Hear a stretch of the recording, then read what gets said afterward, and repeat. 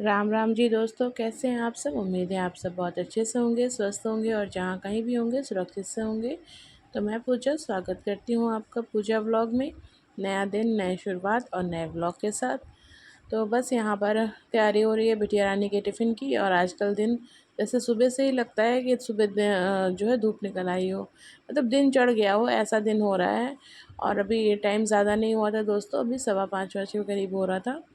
और यहाँ जो है मेरी प्रिपरेशन हो चुकी थी और तब ध्यान भी आया और व्लॉग थोड़ा बहुत बनाने की कोशिश हो रही है। तो जैसा रूटीन रह रहा है मेरा, मॉर्निंग से स्टार्ट कर दो तो व्लॉग स्टार्ट हो जाता है, नहीं तो फिर वही है कि सोचते रह जाओ और टालते रह जाओ। तो बस यहाँ पर जो है मैं फटाफट बनाऊँगी सब्ज़ी। और आज दिन मंगलवार है और मंगलवार का ज़िक्र मैंने इसलिए किया क्योंकि इस दिन सब्ज़ी बनाना या फिर कोई भी खाना बनाना बहुत आसान सा रहता है। लहसुन प्याज का इस्तेमाल होता नहीं है, तो जो भी है उसे फटाफट काटो और डालो।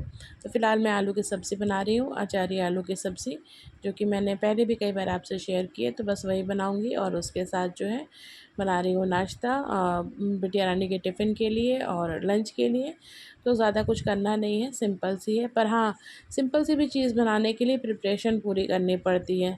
चाहे खाना एक इंसान का बन रहा हो, चाहे 4 इंसान का बन रहा हो, तैयारियाँ जो है उतनी ही करनी पड़ती हैं। बस ये है कि उनकी क्वांटिटी में थोड़ी-सी कमी या ज़्यादा हो सकती है। तो बस हाँ, यहाँ पर जो है साथ के साथ मैंने सबके लिए आटा भी लगा लिया है। और उसके साथ ही जो है यहाँ पर मेरा तामझाम आपको दिख ही रहा होगा। तो कुछ सुबह इसी तरह भागो-भागो रहती, किसी चीज़ का सुध नहीं रहता है। और अभी मैं जस्ट मतलब उठ तो पहले से गई थी, पर मैं सुबह बाल में जूड़ा वगैरह नहीं बनाती हूँ और मतलब बनाने का टाइम नहीं है, ऐसा नहीं कहूँगी। बस ये है कि ध्यान नहीं जाता है कि हाँ पहले ये करो, पहले सिर्फ काम का ही रहता है, इनका फटाफट टिफ़िन तैयार हो जाए। तो बस यहाँ एक साइड जो है तवा लगा दिया है और एक साइड जो है सब्ज़ी को छौंक दूँगी। फ्लेम लो कर दिया है, सरसों का तेल वगैरह मैंने इसमें डाल दिया था और हींग और थोड़ा-सा मेथी। तो बस वो सब है। और यहाँ सब्ज़ी को कुछ देर में हाई फ्लेम पे भूनूँगी, इससे आलू अच्छे से भुन जाते हैं और एक उनमें सोंधी सी खुशबू आ जाती है। और उसके साथ ही मतलब ये सब्ज़ी बनाने में पहला प्रोसेस ये ज़रूर ध्यान देना चाहिए कि आलू को जो है हाई फ्लेम में भूनिए। अगर आपने तेल कम डाला है तो धीरे करके भूनना होगा, पर मैंने तेल जो है हिसाब से डाला है, तो मुझे जो है ना वो तेल बचेगा ना वो निकलेगा, इतना तेल है। और ना ही आलू, तो मैंने हाई फ्लेम करके भूजा है। और इन सब कढ़ाइयों का इस्तेमाल करते करते ना ये खुद से ही मुझे लगता है कि नॉन स्टिक की तरह हो जाती हैं। ज़्यादा इनकी देखभाल और वो करने की ज़रूरत नहीं होती है कि हाँ मतलब तेल कम है या ज़्यादा। तो बस यहाँ जो है ये कढ़ाई में ये मतलब मैं एक तरह से नॉन स्टिक की कढ़ाई की तरह हो चुकी है, इसमें मुझे दिक्कत नहीं होती है कि कम तेल डाला है तो चीज़ें पकड़ लेंगी या फिर वो है। और साथ के साथ ही मैंने इसमें डाल दिया है नमक और हल्दी। ज़िम्मेदारियों को जानकारियों और समझदारी से निभाने पर कमियां कम निकलती हैं। और अगर हम पहले ही कमियों पर ध्यान दे देंगे तो बस वही है कि कमियां तो रहेंगी रहेंगी और बाकी चीज़ों में भी आप अपने आप को कम देखने लगोगे, कम आंकने लगोगे। तो बस वही है कि बेवकूफ़ियाँ तब ज़्यादा हो जाएंगी। और कमियों को कम करने का सबसे आसान और सटीक तरीका यही है कि कमियों पर को नज़रअंदाज ना किया जाए, उन पर काम किया जाए समझदारी और ज़िम्मेदारी से। और बाकी सब अपना बेस्ट करने पर और वो कमियां धीरे धीरे खुद ब खुद अपने आप ही कम हो जाती हैं। जब बार बार उन चीज़ों को हम करते हैं बिना किसी दबाव में, मतलब बिना किसी की शब्दों से भेद हुए क्योंकि ऐसे भी लोग बहुत हमारे आसपास रहते हैं जो आपको सिर्फ क्रिटिसाइज़ करने के लिए बैठे रहते हैं। उनका मेन उद्देश्य यही रहता है कि अगले ने एक कदम उठाया नहीं, कि हम उसको कैसे खींचकर पीछे उन्हीं चीज़ों में लेकर चले आएँ।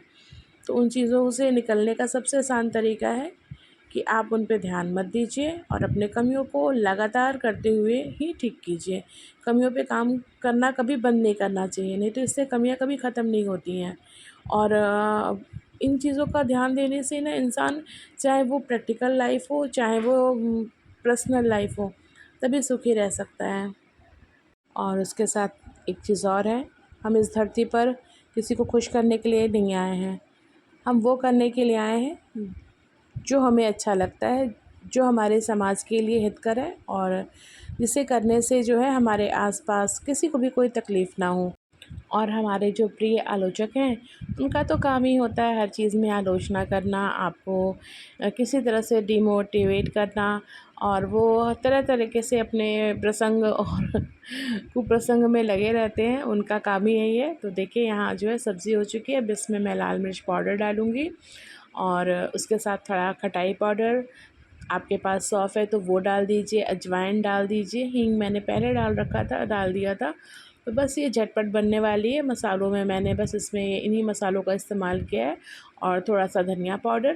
तो ये सब्ज़ी बनकर तैयार हो जाएगी, बहुत यम्मी से लगती है, सौंफ डालने से इसका स्वाद एकदम निखर कर आ जाता है और मतलब बहुत अच्छी लगती है। अगर आप बनाते हैं तो आपको पता होगा, और नहीं बनाते हैं तो एक बार बना के ज़रूर देखिएगा। ये सब्ज़ी दाल, चावल, पराठे, सब्ज़ी मतलब पराठों के साथ भी बहुत अच्छी लगती है, रोटी के साथ भी बहुत अच्छी लगती है।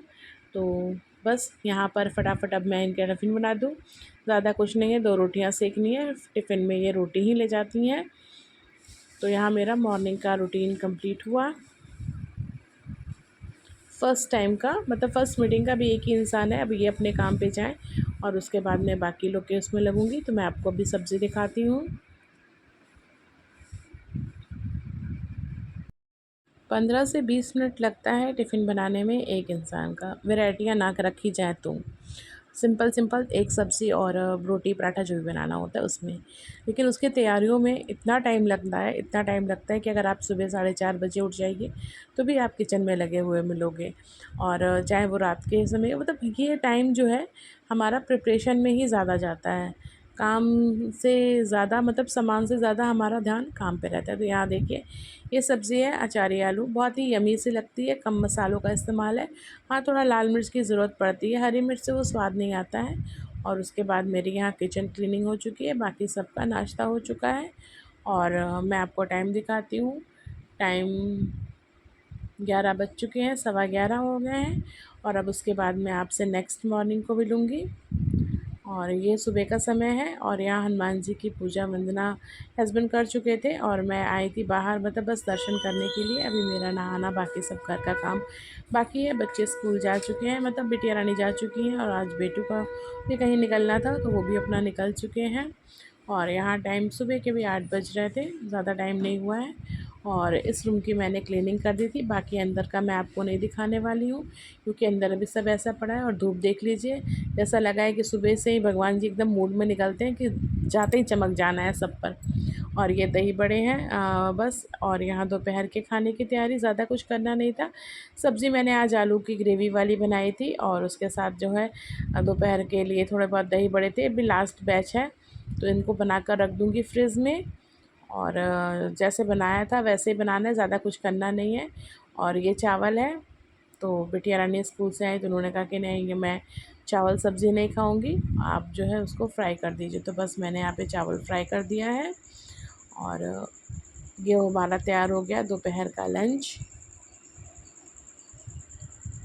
और ये सब्ज़ी है जो आज मैंने टिफ़िन के लिए बनाई थी, सुबह ही बन गई थी, ज़्यादा कुछ करना नहीं था इसलिए मैंने आपसे शेयर भी नहीं कर पाई। और बस, तो यहाँ चावल अच्छे से भुन जाएँ।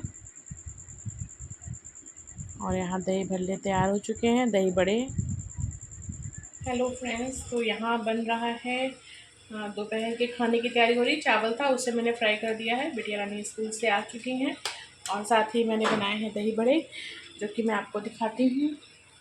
ये भी बनकर तैयार हो चुके हैं, चावल भुन चुकी है। और यहाँ सब्ज़ी है जो टिफ़िन में दी थी।